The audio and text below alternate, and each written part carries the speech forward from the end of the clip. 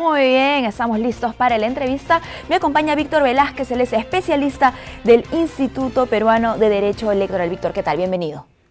Muchas gracias, Mirta, por la invitación. Y bueno, estamos aquí para comentar un poco más sobre algunos temas referidos a tanto educación electoral como también a cultura democrática en el país, ¿no? Por supuesto. A propósito de las elecciones municipales 2017, ya no falta nada, estamos, mira, 30 de noviembre. Es importante hablar de aquellas invitaciones que ya se han hecho, por ejemplo, para la firma del pacto ético, para los debates electorales que también se han estado realizando en los 18 distritos de reciente creación. En principio, Víctor, y en líneas generales, ¿por qué es importante ser parte de un pacto ético? Nosotros debemos comprender que todo proceso electoral siempre conlleva riesgos de conflicto, de algunos desmanes o en todo caso de insatisfacción con los resultados electorales por parte de las organizaciones políticas que han perdido normalmente. Entonces, ante este escenario, lo que hace el Jurado Nacional de Elecciones a través de la Dirección Nacional de Educación es buscar prevenir esto. ¿Cómo? A través de un compromiso que asuman las organizaciones políticas para, en primera instancia, respetar los resultados electorales. Segundo, mantener una conducta que respete algunos valores mínimos de la democracia, que es el pluralismo, que es no atacarse. Y por último, el también basar la campaña electoral en propuestas y no en ataques u ofensas entre ellos. Entonces, ante eso, lo que se consolida todo este proceso en un documento. Este documento es lo que se conoce como el Pacto Ético Electoral, que en sí compromete a las organizaciones a tener una conducta durante el proceso y post, porque el escrutinio y los resultados van a ser esa segunda etapa del proceso que va a estar incluido dentro del Pacto Ético Electoral. Lo que has mencionado, ¿no? Varias cosas importantes. En principio, estamos hablando del compromiso, ¿no? Ese no es un rito, no es un acto nada más para la foto, sino que hay un compromiso serio detrás de la firma del pacto ético de las diferentes organizaciones políticas que en esta ocasión, ¿no?, para las elecciones del 10 de diciembre están participando. Luego se ha hablado sobre las etapas, ¿no? El antes, el durante y el después, es decir, el pacto ético no solamente es pues previo al día de la elección, el día de la elección se vive el pacto ético y posteriormente también para respetar los resultados, pero algo que sin duda debemos explicar, ¿no?, a través quizá de acciones es el comportamiento ético, ¿no? La ética es un término seguramente que muchos demandamos, esperamos seguramente de nuestras autoridades, pero ¿hay una comprensión cabal sobre lo que significa? Lo que se intenta es promover justamente estos valores, que por ejemplo, el respeto al otro contrincante. Entender que el candidato contrario no es un enemigo, por el contrario, es una persona con quien también nosotros vamos a debatir y comparar nuestras propuestas para el beneficio de la ciudadanía. Por eso cuando se dice sobre el pacto ético electoral, se menciona que es un compromiso ante la ciudadanía. Es decir, ¿por qué? Porque si bien es cierto, se comprometen organizaciones políticas, se hace ante esta ciudadanía porque ella es la que va a poder ver los actos que están desarrollándose en campaña. Como lo mencionabas, el pacto ético electoral quizás nosotros lo hemos visto en Lima o a nivel de elecciones presidenciales, pero se desarrolla en todo nivel, a nivel de elecciones presidenciales, regionales y en este caso, para el 10 de diciembre, elecciones municipales. Conlleva todo un proceso, no es que sea una simple firma, sino conlleva un proceso de gestación, de planificación, de compromisos que inician con mesas de diálogo entre las organizaciones políticas, entre los coordinadores de acciones educativas, que son el personal del Jurado Nacional de Elecciones desplegado a nivel nacional, en este caso en los 18 distritos, para que puedan desarrollar, y por último, ante actores sociales, quienes son de una u otra forma los garantes de que los compromisos asumidos por las organizaciones políticas se van a cumplir. Hay que tener en cuenta que el Pacto Ético Electoral no debe de ser un documento que caiga en letra muerta, sino por el contrario, tiene que ser un compromiso real y verídico ante la ciudadanía, pues ella es la que demanda que las organizaciones políticas asuman responsabilidades, y una de esas responsabilidades es justamente el dar propuestas, propuestas en su plan de gobierno, lo cual a su vez más adelante vamos a poder ver que van a ser de una u otra forma la guía para que se desarrolle la gestión de gobierno. Vemos entonces que, claro, el pacto ético electoral no solamente es una guía para el comportamiento ético de los implicados, sino también para la ejecución de ciertas acciones, ¿no? Cuando hablas de las propuestas, de los planes de gobierno, ¿qué pasa con los debates electorales? ¿Qué pasa con esta información? ¿Cómo llega al ciudadano? Efectivamente, el pacto ético electoral también incluye dentro de sus compromisos el que se base la campaña electoral en propuestas. Estas propuestas evidentemente tienen que ser debatidas, comparadas y analizadas por el ciudadano para que él pueda votar de manera responsable. Los debates electorales son en sí una suerte de comparación de propuestas que hacen las organizaciones políticas hacia la ciudadanía. Las organizaciones políticas presentan sus planes de gobierno, presentan sus propuestas, evalúan los principales problemas que existen en su circunscripción, en su distrito en este caso, dan las posibles soluciones, indican qué se puede hacer, a dónde aspiran a llegar, y esta acción tiene que ser analizada por la ciudadanía. Hay que tener en cuenta que en el estudio del perfil del elector peruano del año 2010 y del año 2016, la ciudadanía tomaba en cuenta el hecho de los debates electorales como un elemento importante para que ellos toman en cuenta este elemento para su decisión de voto. Es decir, influye las propuestas que les dan o que les ofrecen los candidatos para que ellos voten por una u otra organización política. En ese sentido, los debates constituyen un elemento o un fenómeno importantísimo dentro de nuestra cultura democrática, pues vamos a aspirar a ser constructivos y no a ser simplemente declarativos. Es decir, no solamente debemos quedarnos en declarar principios, sino en dar propuestas reales a través del plan de gobierno que se tangibiliza en un formato que es presentado ante el Jurado Nacional de Elecciones. Ahora, pasa que muchas veces el debate electoral se queda o se manifiesta en el qué, más no en el cómo, ¿no? Que es lo que muchas veces demanda la ciudadanía. A veces los debates electorales, debido a un tema ya principalmente de comunicación, que los tiempos en televisión o en radio son cortos. Entonces, lo que se aspira es de que las organizaciones políticas, a través de sus candidatos, puedan expresar su propuesta de manera haga síntesis de su propuesta, que sea clara y objetiva. Entonces, ello debe implicar no solamente el qué, sino, como mencionabas, el cómo. ¿Por qué? Porque al ciudadano le importa mucho el saber de dónde obtengo los recursos para hacer esa posta, para hacer esa carretera u otra actividad, proyecto o programa que esté proponiendo determinada organización política o candidato en particular. Entonces nosotros como ciudadanía debemos reclamar que las organizaciones políticas también tengan en sí todo una suerte de planeamiento a favor de darnos a nosotros como ciudadanos las herramientas. Y este debate electoral, o los debates electorales en general, surten ese efecto de darnos esta herramienta al alcance del ciudadano y que en sí podemos ser partícipes a través de algún medio de comunicación, ya sea televisión o radio, dependiendo de la circunscripción. Hay que tener en cuenta que los 18 distritos que están en competencia son distritos que son menores a 5.000 electores, en la totalidad casi, salvo uno que otro que son superiores a 4.000, como es el caso de Megantoní y San Pablo de Pillao. Los demás tienen una población menor. Entonces la brecha digital que existe entre Lima, que tiene todos los canales, con los distritos es diferente.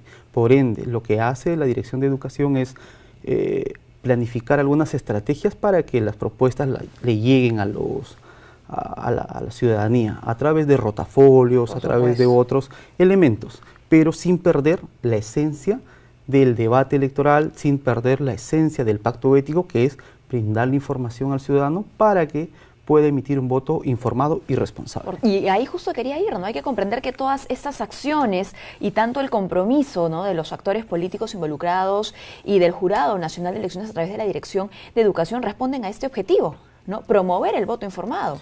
Efectivamente, nosotros somos conscientes de que en el Perú tenemos una falta de cultura cívica y un déficit respecto a la sensibilidad que tenemos sobre la política y las elecciones. Entonces tenemos conductas que en muchos casos no favorecen a una plena democracia.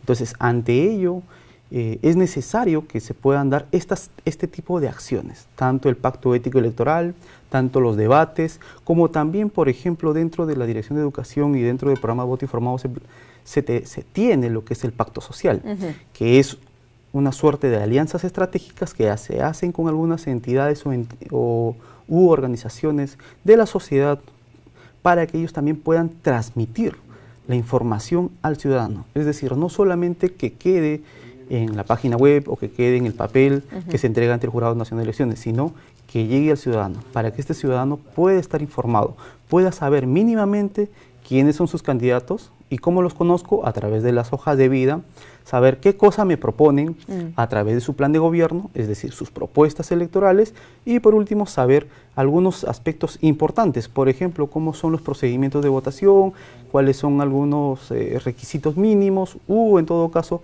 cuáles son el procedimiento postelectoral, que es el escrutinio, la entrega de resultados y evidentemente el respeto de los mismos. Ahora, sin duda, ¿no? Es necesaria la información para que exista el ejercicio de la democracia ciudadana, pero no solo la información, también los referentes, ¿no? Y ahí regreso a los actores políticos o a aquellas personas que están postulando, ¿no? Tanto a alcaldías como a lugares para regidores, para que den el ejemplo.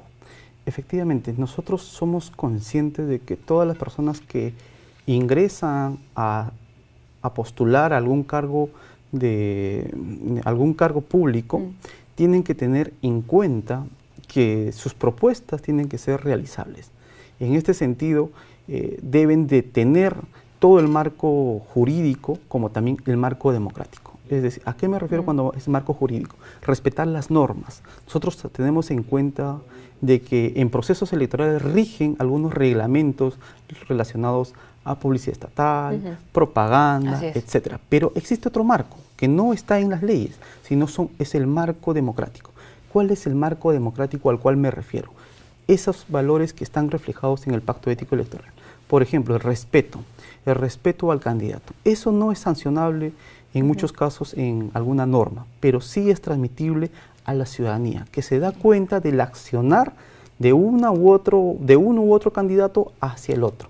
El respeto a sus ideas, a los resultados electorales. Entonces, estas conductas nos van a dar a nosotros toda una sensación que va a dar la percepción a la ciudadanía de que se está cumpliendo con mínimamente respetar procedimientos y procesos electorales por parte no del organismo electoral, no de la ciudadanía, sino de los principales actores que son las organizaciones políticas. En ese sentido, es importante, como repito, tener en cuenta estos dos marcos, tanto el jurídico como el democrático, y poder saber de que ambos están o deben ser incorporados por las organizaciones políticas y por los candidatos, que en sí son los principales actores que van a estar en la palestra y que de una u otra forma van a incentivar a que el ciudadano pueda estar a favor o en contra de alguna propuesta, ¿no? Y qué importante que el ciudadano preste atención, ¿no?, al marco jurídico, al marco democrático, como bien has dicho, para conocer no solo al político, no solo a la futura autoridad, sino también a la persona que está detrás del cargo. Efectivamente, y lo bueno es que en la actualidad, gracias a las herramientas tecnológicas que tenemos, gracias a las TIC, gracias a los celulares, a los apps, etcétera, se les puede brindar información tanto aquí en Lima como en distritos remotos. No es necesario tener un celular de último modelo, no es necesario tener grandes computadoras, sino a través de cualquier móvil se puede ingresar a las páginas de información electoral, que en el Jurado Nacional de Elecciones, tanto a través de la Dirección de Educación con el programa Voto Informado, que tiene una página web, como también de la COPE, que tiene una página que es Infogov, puede darse la información que requerimos. Es decir, puedo yo conocer a mi candidato. Por ejemplo, si yo quisiera saber el candidato a la alcaldía, dónde ha estudiado o cuáles son sus bienes y rentas, existe esta información. Esta información está albergada dentro de la página del Voto Informado y puede usted ver su hoja de vida. Esta hoja de vida es pública, por ende, yo sé de antemano a quién estoy eligiendo. Asimismo, como mencionabas, no solo es importante conocer a la persona, sino también qué me propone. Entonces, eso también es accesible. Y esto es gracias a toda una estrategia que se plantea desde el Jurado Nacional de Elecciones y también ahora desde ya en general todo el sistema electoral y algunas organizaciones públicas privadas que están aportando y están colaborando a consolidar la democracia en el país. Y esta democracia se va a dar siempre en cuando nosotros incorporemos en nosotros mismos valores democráticos. Y qué importante no solamente buscar la información, sino hacer el ejercicio incluso de comparar la información. Si regresamos a los planes de gobierno, una vez que ya conocemos el perfil del candidato y estamos en un debate electoral, ¿no? Si tenemos el plan de gobierno presentado ante el Jurado Nacional de Elecciones y vemos que hay cosas que coinciden o cosas que no. Efectivamente, nosotros vemos que los planes de gobierno en muchos casos constituyen una fuente muy importante tanto para la organización política porque va a ser la guía orientadora de su gestión, pero también constituyen una fuente y un elemento fundamental para el ciudadano. Como lo mencionaba, es posiblemente la primera causa por la cual el ciudadano vote por alguna organización política. Entonces, los planes de gobierno no deben de ser simplemente documentos que no tengan propuestas reales y que simplemente sean meramente hechos para presentar como un requisito legal. No pueden ser un requisito legal, sino tienen que constituirse en una herramienta de gestión futura para las organizaciones políticas y para que el ciudadano también incorpore en sí de que lo que me está prometiendo la organización política lo va a cumplir. Pasa que nos quedamos con aquellas promesas populares, seguramente, ¿no? Con aquellas promesas que más impactaron y no nos detuvimos a ver cuál era el contenido completo, ¿no? Del plan de gobierno de ese candidato que va a ser escogido. Efectivamente, para eso, para evitar que se pueda tener una falsa percepción de lo que me está prometiendo, les invitamos les invita tanto el Jurado Nacional de Elecciones como el sistema electoral en general a que puedan revisar los planes de gobierno que se encuentran albergados dentro de la página web del voto informado, que también se encuentran dentro de la página web de todo lo que es el sistema de aplicaciones del Jurado Nacional de Elecciones respecto a inscripción de candidatos, Infobop, entre otras páginas web que también brindan esta información y que es importante que la conozcamos. Así no nos van a sorprender, es decir, no vamos a comprar gato por liebre. Vamos a nosotros saber realmente qué está proponiendo y quizás esas propuestas que escuchamos en la calle, que no le prestamos o que le prestamos mucha importancia, no está albergada en su plan de gobierno. Así es. Entonces, lo que debemos hacer también por parte de la ciudadanía es tener un poco de responsabilidad, darnos unos minutos de nuestro tiempo para poder revisar tanto los planes de gobierno como las hojas de vida y estar atento a las noticias que puedan darnos para que nosotros podamos evaluar estas noticias y emitir un voto responsable este 10 de diciembre en los 18 distritos que van a tener elecciones municipales. Hay sin duda una responsabilidad compartida, ¿no? En el manejo de la información tanto por el elector como por el candidato. Y ahora, si bien hemos hablado de los debates electorales, no son pues estos espacios exclusivos para transmitir las propuestas, ¿no? Como bien tú decías, en esos 18 distritos existen diferentes canales de comunicación y es una responsabilidad también del candidato llegar a esos diferentes canales. Efectivamente, en muchos casos nosotros no vamos a ver que estos distritos tienen canales de televisión, sino en algunos solamente existen medios radiales, radios, o en todo caso no llega a la radio, pero llega a algún medio escrito. Entonces, la estrategia que se tiene que armar o que se arma en procesos electorales es brindarle la información al ciudadano a través del medio por el cual pueda informarse. En ese sentido, yo realzo la labor que tienen los coordinadores de acciones educativas, los CAE, que están a cargo de la Dirección Nacional de Educación, pues ellos facilitan esta información para que el ciudadano pueda comparar, pueda analizar y al final pueda resolver por votar por algún candidato. En ese sentido, los medios que se tengan son lo importantes, pues van a constituir el vínculo para que el ciudadano pueda estar informado. Para ello, como realzo, es necesario conocer la realidad del distrito. Así es. Bueno, pues la importancia del pacto ético electoral sin duda tiene muchísimos factores, ¿no? Por un lado, esta guía de comportamiento ético para aquellas personas que están disputando, ¿no? en la contienda electoral. Tenemos también, pues, la promoción de los planes de gobierno, la información que debe llegar al ciudadano, pero esto significa necesariamente que todas las organizaciones van a firmar el pacto ético electoral. Si bien es cierto, lo correcto es que todas suscriban el pacto ético electoral. Debemos tener en cuenta que una característica del pacto ético electoral es que es de afiliación voluntaria. Yo suscribo el pacto ético de manera voluntaria, no es obligatoria. Entonces, ¿qué implica que sea voluntaria? Implica de que voy yo a asumir responsablemente una acción ante la ciudadanía.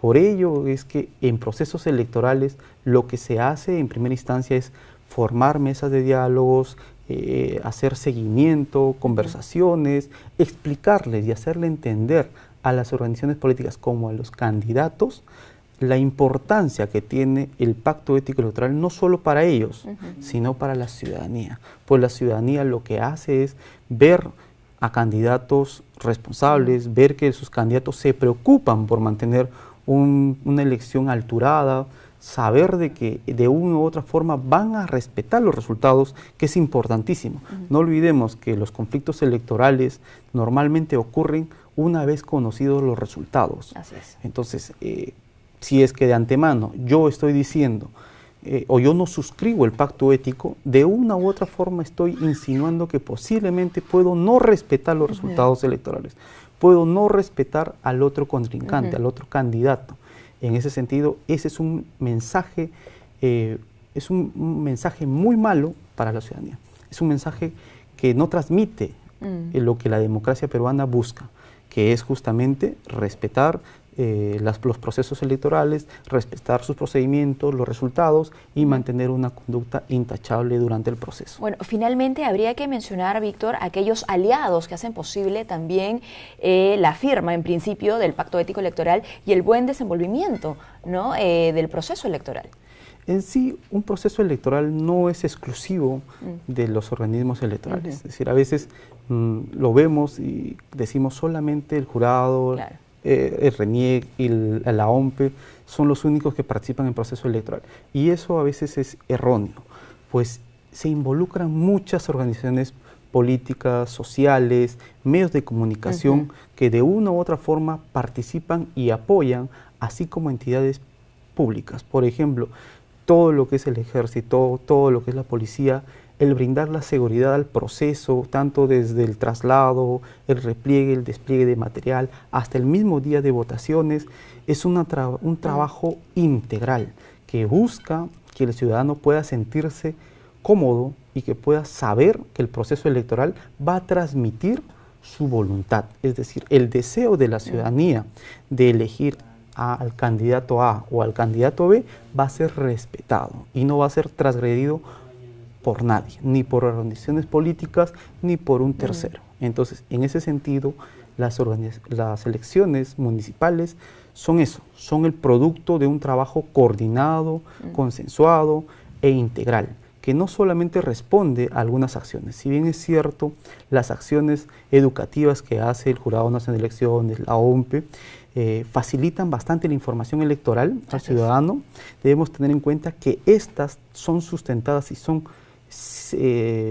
consolidadas con un trabajo masivo de otras entidades también, que son tanto los ministerios, tanto la policía y tanto otras organizaciones, que facilitan que todo se desarrolle de manera óptima y transparente para el proceso. Por supuesto, trabajo conjunto liderado por los entes electorales. Muchísimas gracias, Víctor, por habernos acompañado. ¿Algo que quisieras agregar?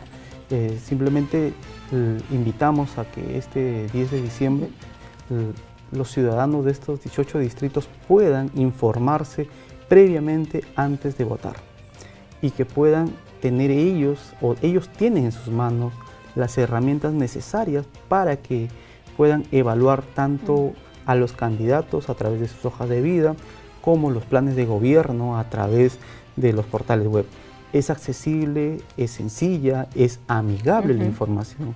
Entonces tienen todas las herramientas para poderse informar y luego no tener que no estar en esa desdicha de decir por qué elegí este candidato. Tenemos todas las herramientas, entonces usémoslas inteligentemente, informémonos y seamos un poco responsables para con nosotros, para con nuestra familia y para con nuestra localidad. Tanto la democracia peruana como su familia lo va a agradecer. Muy bien, muchísimas gracias. Hemos conversado con Víctor Velázquez, especialista del Instituto Peruano de Derecho Electoral. Ese fue nuestro bloque Elecciones Municipales 2017.